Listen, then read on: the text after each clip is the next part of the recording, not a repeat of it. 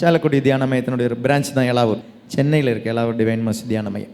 அப்போ இங்கே வந்து ஒரு ஃபோன் கால் வந்தது மே மாதம் கடைசி வாரம். அது யாருன்னா எனக்கு தெரிஞ்ச ஒரு பொண்ணு தான். அவள் கல்யாணத்துக்கு முன்னாலே எனக்கு தெரியும், அந்த குடும்பத்தையும் அந்த பொண்ணையும் தெரியும். அவங்களுக்கு வந்து கல்யாணம் ஆகியும் இவ்வளோ வருஷமாக குழந்தை இல்லை, அதுவும் எனக்கு தெரியும். அந்த ஏன்னா இவ்வளோ சின்னதில்தே எனக்கு தெரியும் அப்படின்றதுனால அந்த ஒரு பாரம் நமக்கு இருக்குது, நம்மளுடைய ஒரு குடும்பத்தில் ஒரு மெம்பர் மாதிரி தான்.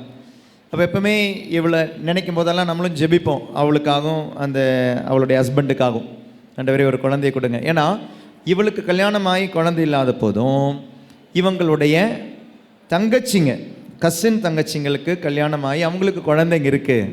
அவள் தான் ஃபோன் பண்ணா, மே மாதம் கடைசி வாரம் ஃபோன் பண்ணிட்டு சொன்னேன், ஃபாதர் நான் டிசம்பர் மாதம் எலாவூரில் ஒரு நாள் தியானம் நடந்தது, குழந்தை பாக்கியத்துக்காக வர வேண்டி நான் வந்துருந்தேன், நானும் ஹஸ்பண்டு வந்திருந்தோம் ஃபாதர், ப்ரேயர் பண்ணிட்டு போனோம் ஃபாதர், இப்போ நான் கன்சீவாக இருக்கிறேன் ஃபாதர் 3 மாதம் அப்படின்னா. ப்ரைஸ் அலாட், ப்ரைஸ் அலாட்.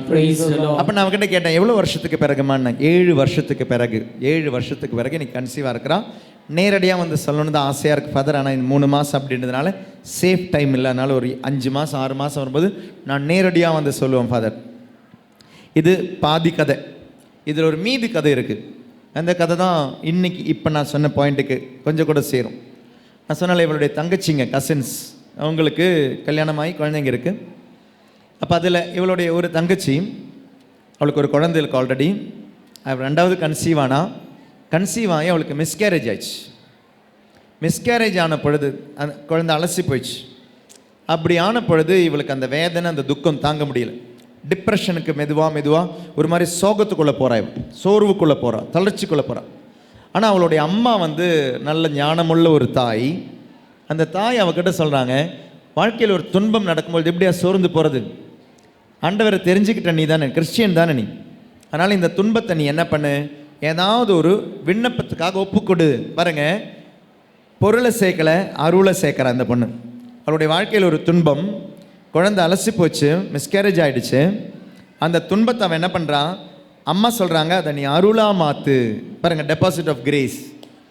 இந்த பொண்ணு என்ன ஜெபிச்சா தெரியுமா, எனக்கு ஒரு குழந்தை இருக்குது, 2வது குழந்தை அலசி போன போது எனக்கு இவ்வளோ வலிக்குதுன்னா, என்னுடைய அக்கா, அவளுக்கு ஒரு குழந்தை கூட இல்லையே, அவளுக்கு எவ்வளோ வலிக்கும், அதனால் இந்த துன்பத்தை என் அக்காவுக்கு நான் ஒப்பு கொடுக்குறேன்.